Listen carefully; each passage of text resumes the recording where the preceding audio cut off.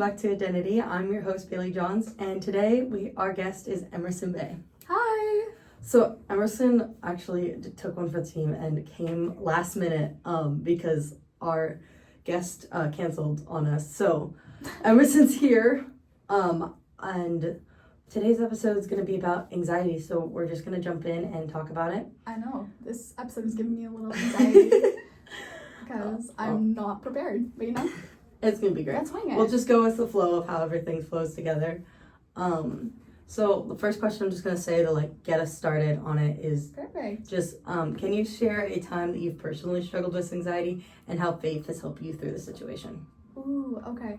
So this is actually really recent, but I sprained my ankle 2 weeks ago. Yeah. You guys can't see, but I'm still wearing a boot. But I was super worried that I had broken my ankle because I'd fallen 10 feet. Ooh. But so I prayed a lot and read a lot of scriptures and was really hopeful that I didn't break my foot, right? And that made me really anxious that I couldn't cheer, and we had a competition really soon. No, that's definitely stressful. And then the next day I got some x-rays done and it was just a sprain. And I was like, yeah. I mean, I don't know if that really counts, but no, but that definitely counts. I totally agree. No, I get that. I'm one to math test. I'm like, please give me knowledge with this test because this year in math has been one struggle. So yeah, definitely was math. We're gonna pull through. So am I. We got this. But no, I'm trying to think. Sorry. Can I ask you a question? Yeah, of course. Go ahead. Okay. Was there a specific moment in your life when you realized that anxiety was affecting your relationship with God? And how did you address that? Yeah, so as I've said before in this podcast, but this will probably be something that is brought up over and over again. Faith has been a really recent thing for me. I grew up in a household that didn't believe in God. My mom's not necessarily atheist, but very close. My brother is atheist. And so one big thing was why anxiety kind of turned me away from it in a big way is because I kind of was I'm trying to think how to word it. I would be worried about all these different things and worried about if it is real, why does all these things happen, I guess is kind of the thing. Yeah. And I'd worry about faith, if it is real. And then when building faith, one thing I have worried if I'm doing the right thing enough, and if I'm being righteous enough. I think, in my opinion, I think as long as you're trying your hardest, and it's that's what matters. Yeah, no, I think it's whatever, it's who you are in your heart. That's what nice. It is, not what you've done. My favorite verse on anxiety is from Matthew 6:34. It says, "Therefore, do not worry about tomorrow, for tomorrow will worry about itself. Each day has enough troubles of its own." I like that one. That one. No, that one that was one of my favorite ones that I had put together with it. Just makes you feel a little calm. No, take it day by day. Yeah. You know? My friend's texting us right now, and I feel bad because I can't go answer her right now. She'll be on this podcast next week, so I'm really excited. Is it Sid or is it Ivy? It's Ivy. Ivy and Andrew are on the podcast next week. Are there any specific habits or practices or spiritual practices that you found to be especially helpful with managing your anxiety in daily life? Oh, that's actually a really good question. I know. I'm trying not to use just the elementary answers. No, it's okay. Sometimes that's really all the answers are. Go to church, pray. With anxiety itself, less religion. I would say just focusing on something of one color in each room, and then Yeah, I've been told about that before. Yeah. I haven't actually done that yet, but I have been told about that. Yeah. one like non-religious related way that I like to cope would be like a habit would be like I like to journal a lot. I like to write things down. But one like religious thing is I got a prayer box. So I can write little like things that I'm worried about and things that I want in life down and put it in the box. So that's one thing. So like kind of connects the two. Yeah. That's I so kind cool. of like that. Yes. I saw it on somewhere. I can't remember where I saw the idea for it, and I was like, "That's really cool." And my mom had gotten this prayer box from I think it was from Alcohol Anonymous thing a long time ago, and she's not religious, so she had no use for it. And I was like, "That's actually pretty cool." Exactly. In moments of deep anxiety, have you ever found any particular Christian community or support group to be especially helpful? My youth group. I love my youth group with like all my heart. My small group especially, where I go to a youth group called Church of the Hill. It's an evangelical church, but it's just a great youth group. It's actually the youth group. Going to youth group with my friend Isabel brought me into like the religion itself. Like that's how I kind of found out about religion from another perspective, not from a believer's perspective. But I love my youth group. If there's something that's troubling me, I can like go to them and be like, this is what I'm struggling with, and or like this is what I'm worried about, and somebody there always has advice. That's really special to have. Yeah, I love my youth group a lot. Is there anyone else in your small group I would know other than Isabel? I don't know. Ava does go sometimes. Jensen? I think so. The one who went to preschool with us. Zimmerman? I love her. Yeah. She went one time to my youth group. I mean, she used to go more. I think she's just busy because she doesn't. I'm also busy. I have a hard time. I don't know how you juggle everything. I make it work, and then I added this to my plate, which I love. This has not been a burden, but this has definitely been another thing to my plate. How do you maintain hope and trust in God's plan when anxiety feels overwhelming and persistent? Like, is there any reminders you use? Like, oh my things gosh. you tell yourself, even if it's... Okay. You actually had this one up here. In one of the She verses. wrote, like, so much down. It's really I impressive. made a little doc that that has, like, verses and questions and stuff just to keep everything flowing. But you actually had it here. It's Peter 1 Peter 5, 6, and 7. Here, let me pull up 6 because it's not on here. Wait.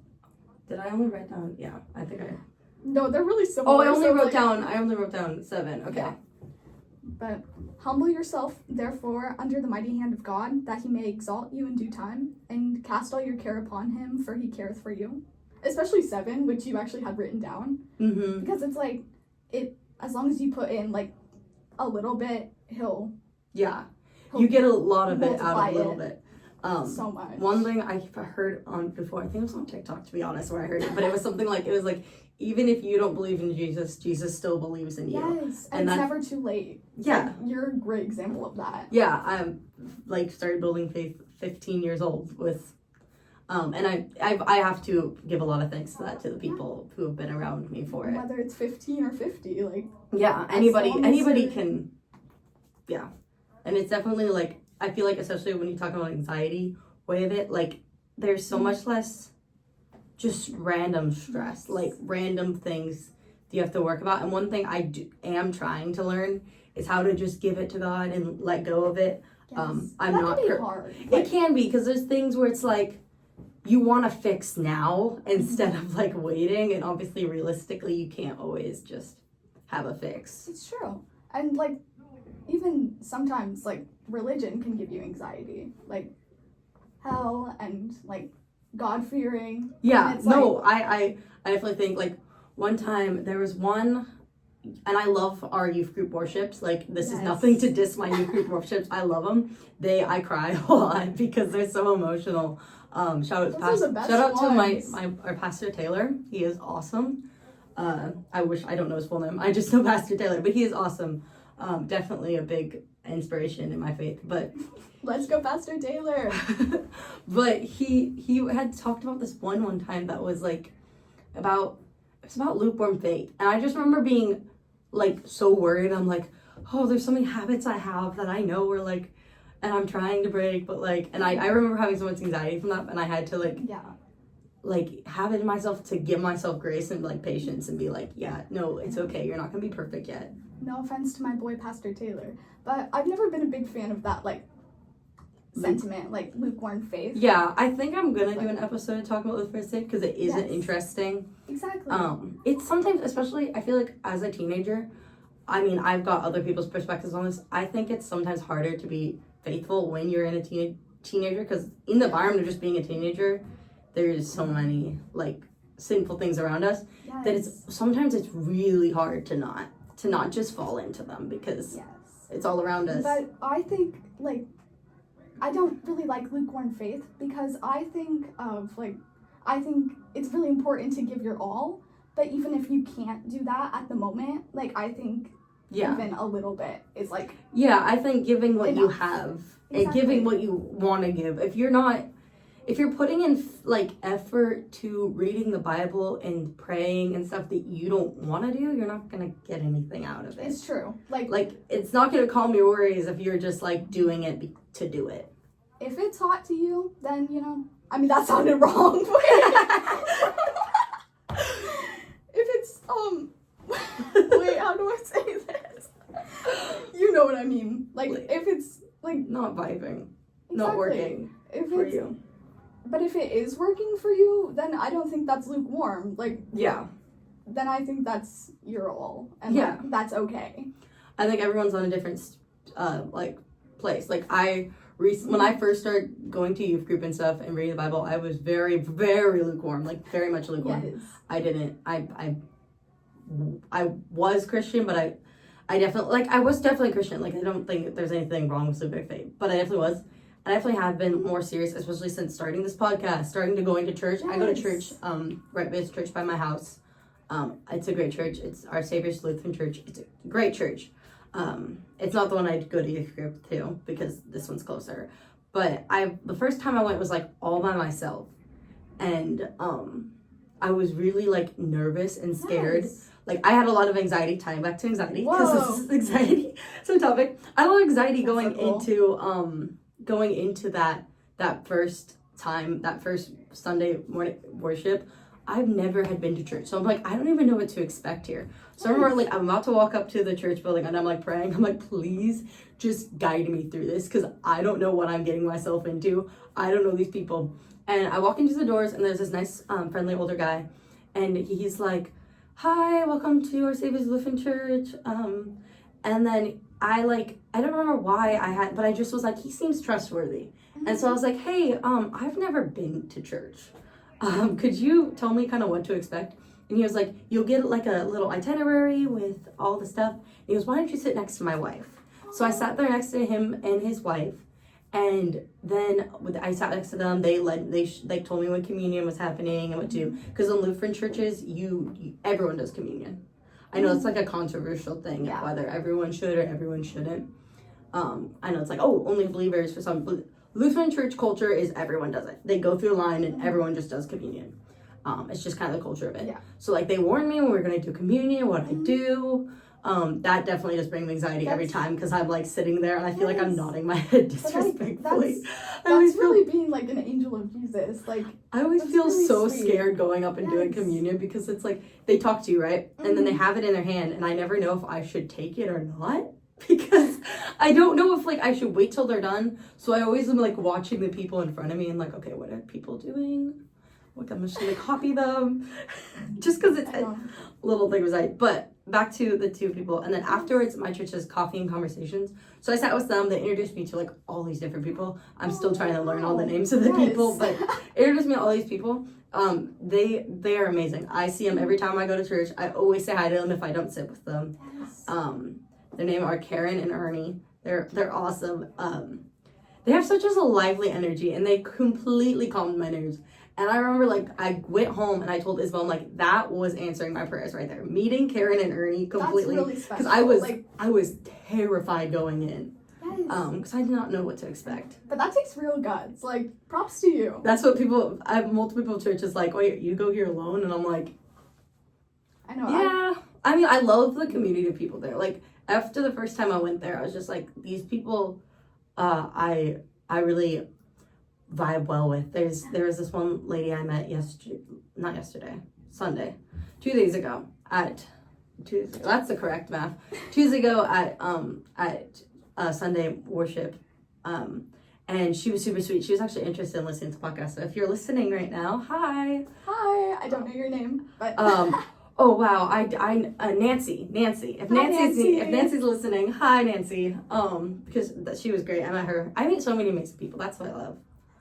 No, that's really special to find in like a church. And Yeah. I've never had to do what like you're doing, because I've gone to the same church since I was literally 2. Mm-hmm. And it's very different from yours because I'm Mormon, but like I get what you mean, like community and like finding people I think you see God in, like the big thing, really like my special. big goal with this podcast is I want from all different denominations of Christian. Like I don't want to be like, okay, I'm Lutheran, so I'm only gonna have Lutherans on the show, because that just you don't hear all the other perspectives. If everyone, it's all the same. It's all like the same love and care and heart, and it's so cool to hear different people like way they worship, because I mean, honestly, I definitely it's have very similar. Like it is very similar, and it's the same text except for Yes. like Book of Mormon. The Mormons have a Book of Mormon, Yes. but other than like that, like Other than that, it's like the Bible. It's the Bible, all- and I don't know what the Christians, Book of Mormon has. religion in it, so I haven't in read it. general is like It's very all based similar. on similar. It's all based on being a good person is how I've always viewed it. Like being a good person, I mean, some religions have different rules that decipher whether you're a good person or not, but like it's really about being a good person. in general, like Yeah. love one another. Like, whoa. Yeah, that's one thing that people Who would have thought? Do you have any advice for someone who would be struggling to kind of figure out how they should pray when they're feeling for anxiety? Oh wow. That's hard because I feel like everyone like prays differently. Mhm. That's like Just how do you set up a prayer? me? Ooh, okay.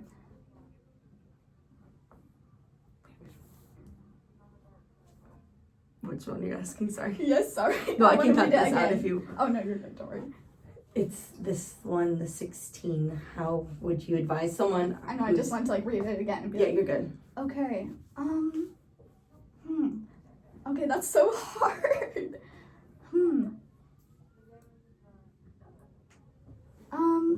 I don't know. I like Yeah, set so up my that's prayer. a hard question. Oh no, you're totally fine. I'm just not prepared at No, all. you're good. Quite honestly, I didn't think of these questions like what I was gonna say to answer them either. So I know, these are really deep.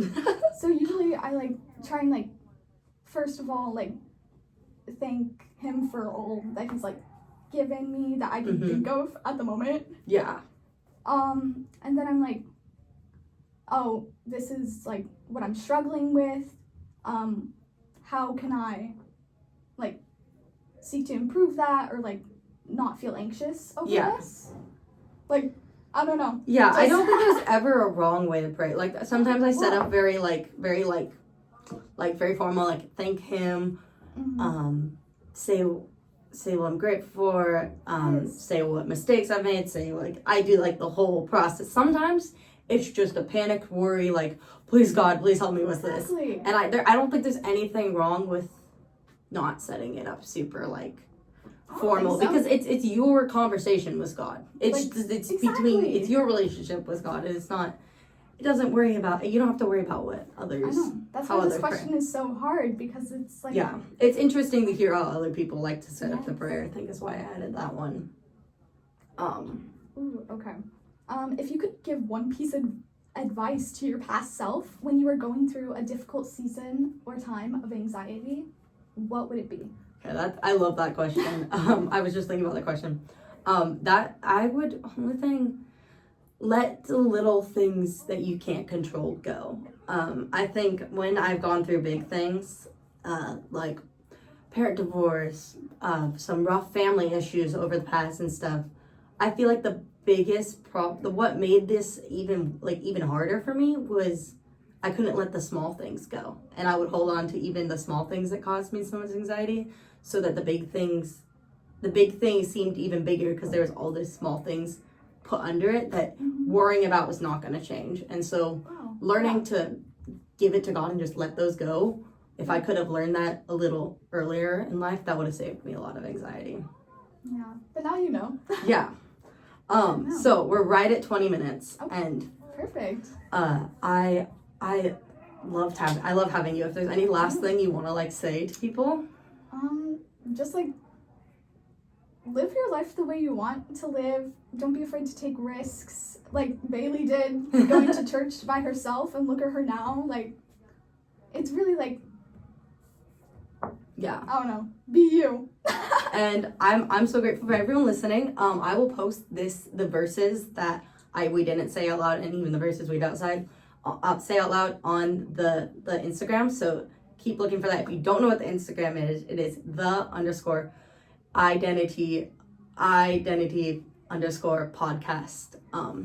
I'm sure if you look up the Identity podcast on Instagram, it'll be pretty easy to find it.